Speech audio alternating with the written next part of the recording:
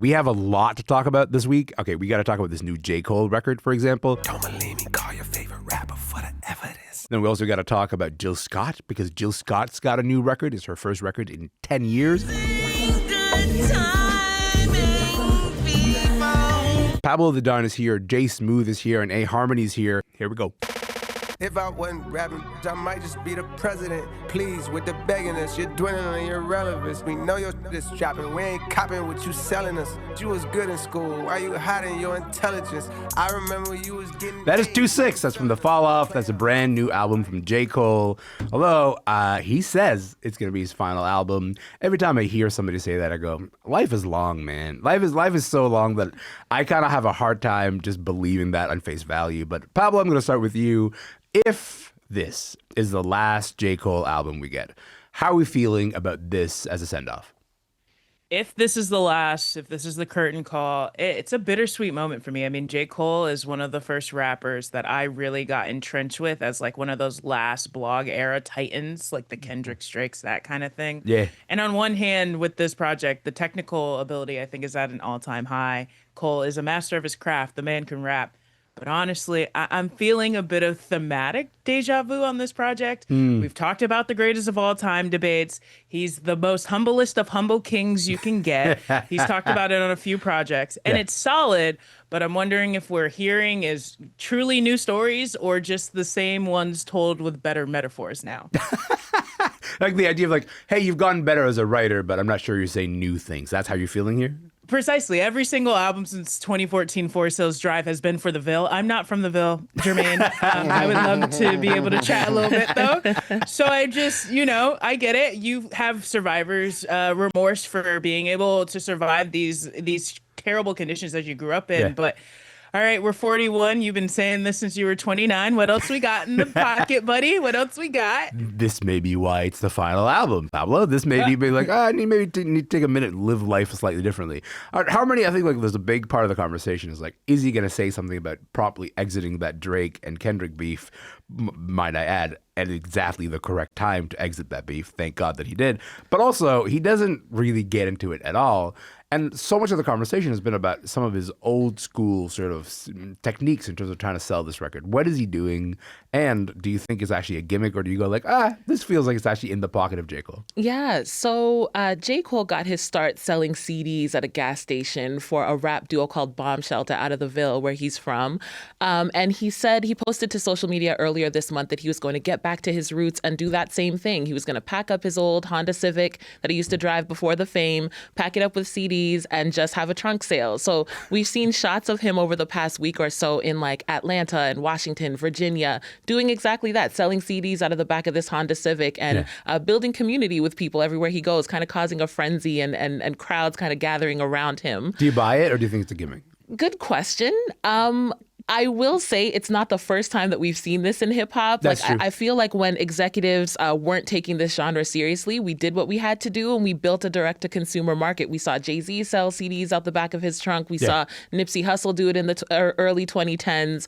I think j.cole coming from that blog era where community building was so important and so instrumental to launching his career, Kendrick's, Drake, and all of the other blog era titans, as Pablo said. When Pablo said blog era titans, I felt a million years old, by the way. I just want to just put that on the record. But it's the perfect term. Yeah. And community building was so instrumental to that. So I think I'm glad to see him honor it. Whether or not it's a gimmick, I don't know, but I'm glad to see him honor the community that put him on.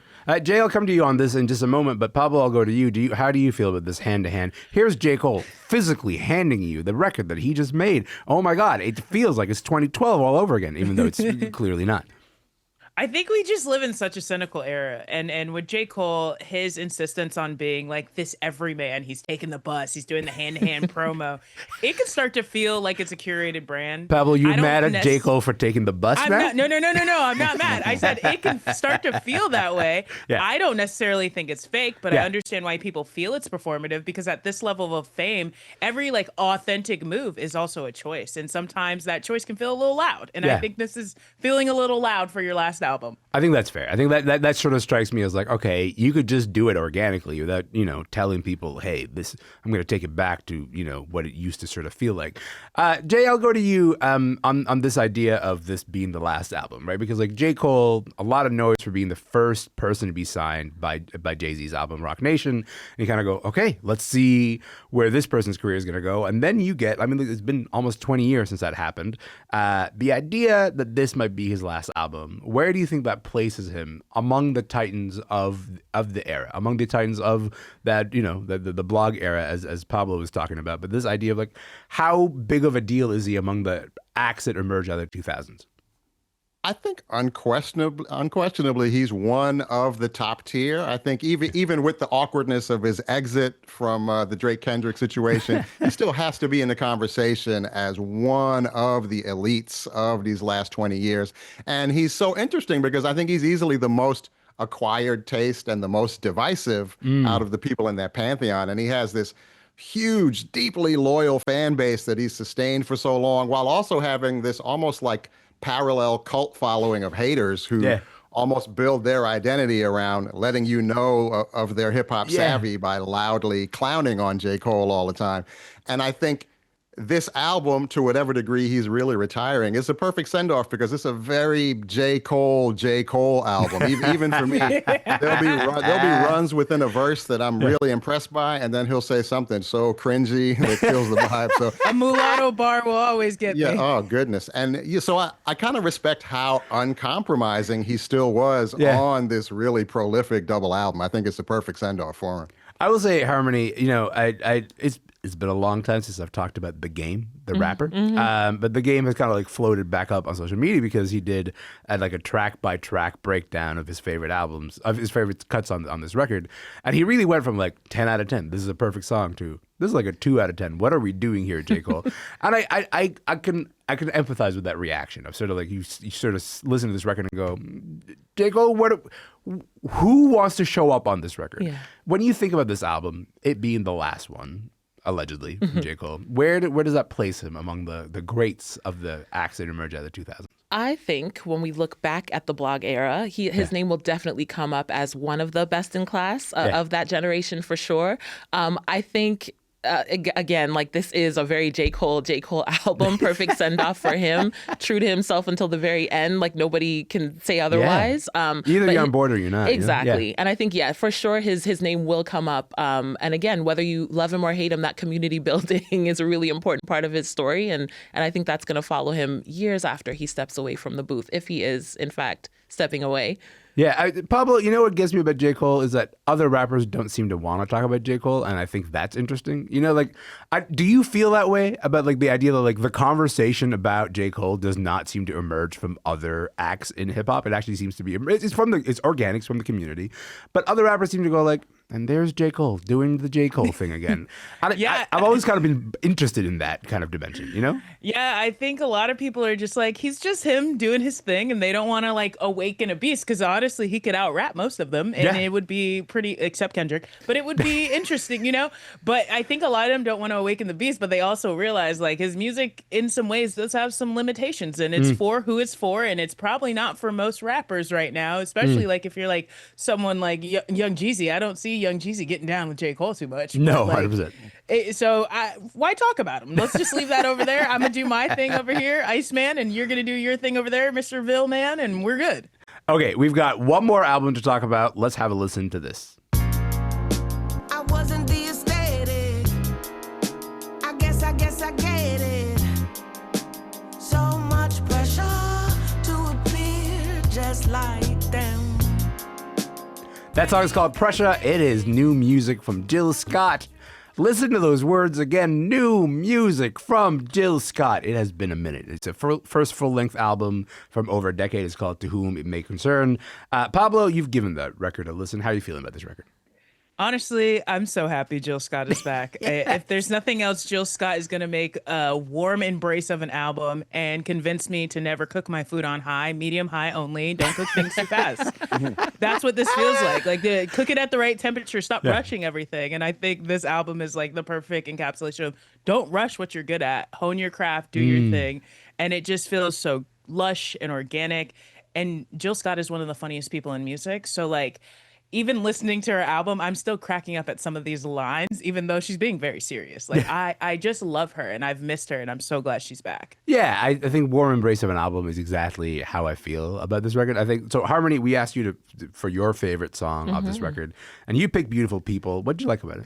It feels exactly like a hug. Like that's exactly what I was going to say. Yeah. It's Jill. And it's one of those things where you don't realize you're tensing your body until someone tells you to relax or like take a breath. It's true. That's like you 100% hear her voice and you're like, wow, I miss this. Like it's been so long since we heard that richness, that warmth. And it's something we need right now. In the dead of winter, we're doom scrolling. We're fearful of each other. We're suspicious of each other. Yeah. She reminds us that, hey, we're all beautiful people. She honors the beauty and humanity. And we needed this right now. We certainly needed it. It feels like an exhale. Okay, if you describe it that beautifully, we obviously have to hear a little bit of it. So let's just play a little bit of Beautiful People.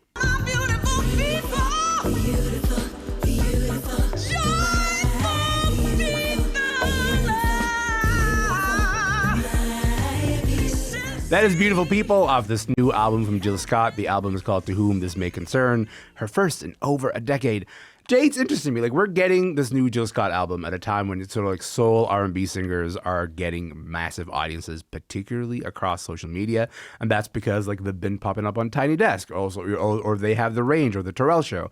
How are you feeling about the state of soul and R&B right now, Jay?